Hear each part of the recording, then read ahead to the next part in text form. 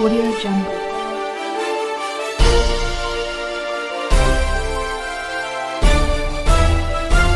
Audio Jungle.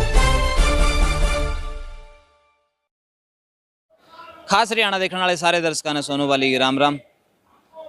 बद्दोवाला toll पर हाँ भाई, जहाँ पे घासीराम नैन की जो पुण्यतिथि है वह मनाई जाने लग रही है और सभी किसान नेता और सभी किसान यहाँ पर मौजूद हैं। भारी संख्या में महिला शक्ति है, जिसमें तो कुछ क्रांतिकारी महिलाएं हमारे साथ में हैं। रीमा नैन हमारी ताई है जो और बाडो पट्टी पे और मैयड़ पे दोनों जगह ठीक ड्यूटी दे रही हैं और अपना प्रचार प्रसार किसानों का कर रही हैं। राम राम जी। जी राम राम। तो आज इस प्रोग्राम में आए और जो घासीराम जी नैन और आप भी नैन हो तो आप तो और भी थोड़ा नाता मिला है। वैसे तो ठीक है, किसानों के लिए उन्होंने बहुत बढ़िया काम किया है और किसान आंदोलन बीच में आने की वजह से किसानों ने मनाया भी है। तो आपके साथ में विशेष जुड़ाव माना है, क्योंकि वो नहीं कह रहे हैं कि भाई कुछ और नेड़ा लग गया था, तो आप कुछ कहना चाहो? देखिए, एक बिनैन खाप की बेटी होने के नाते वैसे तो पूरी की पूरी किसान सरदारी का ये फर्ज बनता है कि कोई भी किसान मसीहा जो किसान सरदारी के लिए बहुत कुछ करके गया है, चाहे 2002 के आंदोलन की मैं बात करती हूँ, तो उन्हीं से सीख लेकर के हम आगे बढ़ रहे हैं। और खासतौर से बिनैन खाप की बेटी होने के नाते मेरा तो एक अलग सा जुड़ाव मैं मानती हूँ, खून का रिश्ता उनके साथ मानती हूँ कि जहाँ भी उन्होंने किसानों के लिए कुछ किया और पीछे जितने भी आंदोलन चले उन्हीं ने हमारी जो खाप की आन बान और शान है उसको हमेशा सरताज उसका वो रही। कहीं ना कहीं डीएनए में भी उसका यह चीज है कि इस लाइन में भी आप हो और वो भी उसी लाइन में थे, तो कहीं ना कहीं खून का रिश्ता इस मामला में भी काम कर रहा होगा। देखिए, हो सकता है कहीं ना कहीं, लेकिन मैं तो सिर्फ इतना ही मानती हूँ कि जिस तरीके से इंसानियत का जो नाता होता है वो एक बहुत बड़ा नाता होता है और उसी इंसानियत के नाते बिनैन खाप ही नहीं, यहाँ पर बहुत सारे लोग, बहुत सारी पुनिया खाप का प्रधान यहाँ आया हुआ है, तो बहुत सारी खापों के प्रधान यहाँ आए हुए हैं और खापें जहाँ भी चलती है कुछ ना कुछ अच्छा करने के लिए चलती है। तो मैं तो विशेष तौर से मैं वो मानती हूँ, आपने जैसे डीएनए की बात की, बिल्कुल जो हमारा खून का रिश्ता है हमारे गोत्र के हिसाब से लगा लीजिए, किसी भी हिसाब से लगा लीजिए, किसानी के हिसाब से लगाइए, हमारे ताऊ थे, दादा थे, हमारे पूर्वजों ने। जैसे ही आज मैं घर से चली तो मैं पापा से पूछ रही थी कि पापा घासीराम नैन जी कौन थे, तो उन्होंने बड़े विस्तार से बताया भी था कि किस तरीके से कहाँ उनका क्या योगदान था। तो हमें बड़ा गर्व महसूस होता है कि हमारे पूर्वज इस लाइन में थे और हम उनको देख करके इसी लाइन में आगे बढ़ रहे हैं। एक बात और है, इनकी पुण्यतिथि किसान आंदोलन के बीच में रही और किसान आंदोलन को भी कहीं ना कहीं इस चीज़ का एक बेनिफिट हम कहेंगे कि मिला है, क्योंकि किसानों को भी एकत्रित होने का मौका मिला है, उनकी जो यादें हैं वो ताज़ा हुई हैं और कहीं ना कहीं भाईचारा और ज़्यादा मजबूत होया है। देखिए, बीच में चौथी बरसी वैसे तो हम इनकी मना रहे हैं और कभी न कभी कहीं न कहीं छोटे लेवल पर हम मनाते थे। बात ये रही कि आज किसान आंदोलन चल रहा है और किसान आंदोलन के बीच में ये बरसी आई, तो मतलब पूरे हरियाणा को, पूरे देश को, पूरे संयुक्त किसान मोर्चे को इस चीज़ का पता चला कि हमारे जो किसान नेता थे वो इस दिन अपने प्राणों की आहुति न्यौछावर करके इस दिन वो प्राण त्याग करके चले गए थे। तो ये तो बिल्कुल मिला है और एक ख़ास तौर से मैं कहूँगी कि हमारी जो खाप है उसको इसका बेनिफिट जरूर मिला है कि हमारे इस खाप के अंदर भी जो घासीराम जी थे वो किसान सरदारी के लिए हमेशा आगे रहे थे। किसान आंदोलन से जुड़ी हुई अब अगर आप बात करा, हाँ, तो इस टाइम पे कि है सरकार का रवैया थोड़ा और तरीका का है या फिर कहीं पे उपद्रव करवाने का लगा लो, क्योंकि जब कहीं पर आवेंगे तो ऑटोमेटिक सी बात है कि किसान विरोध करने के लिए जाएंगे, लाठीचार्ज भी होगा और केस भी होंगे, तो इस चीज़ को लेकर ना वो काफ़ी ज़्यादा अट्रैक्टिव सी नज़र आ रहा है। तो उसका जो रवैया है उसका ऊपर कुछ कहोगे? देखिए, सरकार का रवैया तो हमेशा से ये रहा है, वोट लेकर के आम आदमी को कुछ लोग किसी न किसी तरीके से कुछ लोग, चाहे कोई कूटनीति अपनाओ या कोई हथकंडा अपनाओ। और ये जो आंदोलन चला इस बात से हमें मतलब आने वाली सरकारें, आने वाला पीएम हो, सीएम हो, देश का राष्ट्रपति हो, प्रदेश का राज्यपाल हो, ये ज़रूर सोचेगा कि अगर सत्ता में बने रहना है तो कम से कम किसानों से पंगा मत लीजिए, क्योंकि अगर किसानों से पंगा लिया तो ये वो कौम है जो धरती का सेना चीर के अन्न उपजावा है और अन्नदाता को आवा है।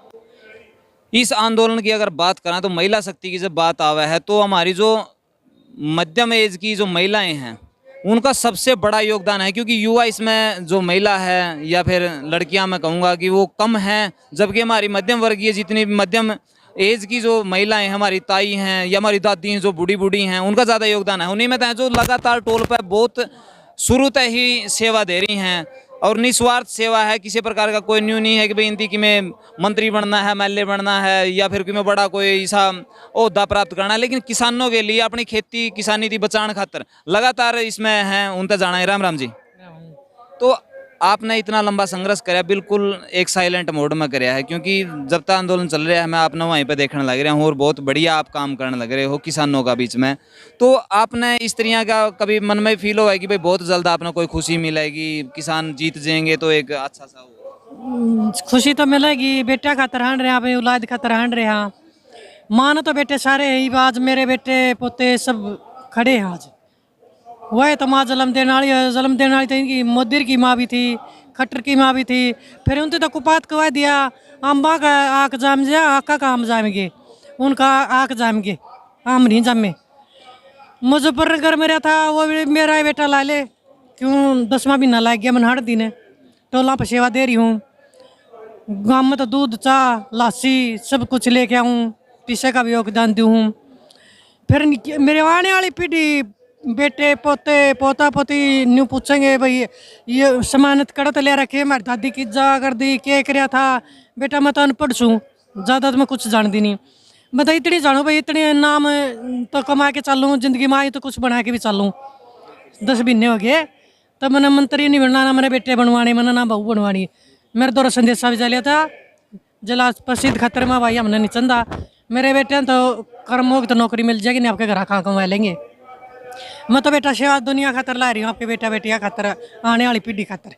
भाई जो हमारी ताई ने कही है कि भाई वो अपना खातर नहीं लग रही, क्योंकि ईब उनकी इसी कोई इच्छा नहीं है कि भाई वो किमें बने या कुछ और करे, लेकिन एक नाम होना चाहिए भाई। आने वाली जो जनरेशन है उसकी कुछ सीखने नहीं मिला कि जो पहले वाले जो लोग थे, हमारे ताऊ थे, हमारे दादे चाचे ताए जिनसे भी थे, उनकी संघर्ष कराया और तब जाकर ना हमने यह चीज़ें हासिल हुई थी। और इन्हें तो प्रेरणा इनती मिली है कि भाई शुरुआत विचारधारा इनकी रही है, क्योंकि पहला कविता लिखे कर दी है छोरी, और उन कविता में भी कुछ शब्द ऐसे हुए करते जो वास्तविकता थी वह, और आज भी हर हमेशा रहेगी।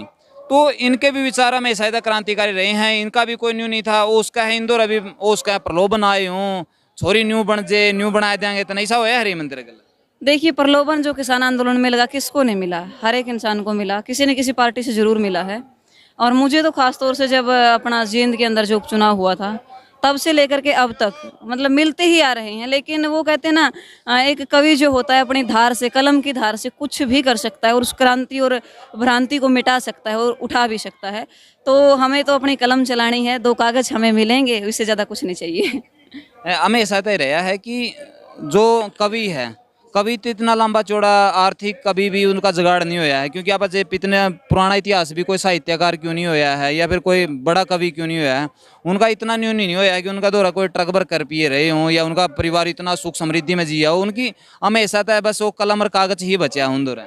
देखिए, पैसे किसी के काम नहीं आते। आज बहुत ज़्यादा पैसा कमाने वाले लोग, मैं कहूँगी कि चोर बने, लुटेरे बने, डाकू बने, लेकिन जो साहित्यकार हैं उनको हमेशा इज्जत के साथ याद किया जाता है। और जब बच्चा पहली क्लास से पढ़ना शुरू करता है तब से लेकर के उसकी एजुकेशन की कोई लिमिट नहीं होती, आगे तक वो एक साहित्यकार का जीवन परिचय पढ़ता है। कवि सिर्फ यही कमाता है और कुछ नहीं। और वही मैं कहूँगी जैसे प्रेमचंद जैसे जिनके उपन्यास को दफन तक कर लिया गया था अंग्रेजी सरकार में, विद्यार्थी गणेश शंकर जैसे हमारे देश के अंदर साहित्यकार रहे, पत्रकार रहे, जिनकी कलम के बल पर 43-44 बार वो जेल गए। या निर्मला की बात करूं, प्रेमचंद की बात करूं, सूर्यकांत त्रिपाठी निराला जी, न जाने मतलब बहुत सारे ऐसे लोग हुए हैं जो अपनी कलम के बल पर ही क्रांति को उठा करके गए हैं। तो वो क्रांति हम अपनी कलम के माध्यम से जारी रखें। कुल मिलाकर ना मोरल यू निकला है, अगर आप सच्चाई का रास्ता पर चलोगे तो आपने सुविधाएं कम और दुविधा ज़्यादा मिलेंगी। वो उसका आने वाला टाइम में आपने लोग याद करें, लेकिन मौका पर आप हमेशा तही तकलीफ में कठिनाइयों में दूसरे खातर जींदे हुए नजर आओगे, अपना खातर जींदे हुए नजर नहीं आते हो। तो इसीलिए अपना खातर तो सारा देश जीवा भाई, दूसरे खातर जीने खातर कुछ न कुछ करना चाहिए। ऐसा क्यों नहीं करा कि भाई लोग आपने याद करें और अपन जो नाम है स्वर्ण अक्षरा में लिखा जाए, इतिहास के पन्या में दर्ज हो जाए, आने वाली पीढ़ी पढ़े कि भाई फलाना बंदा होया था। और जिसती आज जो नाम पाछा बाजन लाग रहा है घासीराम नैन, इसका भी कहीं ना कहीं इसमें आप नाम लेवा तो भाई इसकी भी कुछ करया होगा। जद इतने सारे लोग उड़ा रहे हैं, नहीं कोई किसी खातर को नहीं आंदा। 13 दिन पाछा सारे भूल जाए, 13 दिन तो आवेंगे और न्यू बैठेंगे गोड्डा मोड़ के न और न्यू कह देंगे भाई बहुत बढ़िया था, अच्छा जमा खराब हो। लेकिन भाई साहब जो बंदा वास्तविकता में ही जबरदस्त रहा होगा उसकी आने वाला टाइम कदे नहीं भूल पावागा। तो अपने जो विचार है नीचे कमेंट बॉक्स में जरूर दियो, वीडियो ने शेयर कर दियो। मिला नेक्स्ट वीडियो में, तब तक के लिए सारे भाई जय हिंद, वंदे मातरम, जय जवान जय किसान।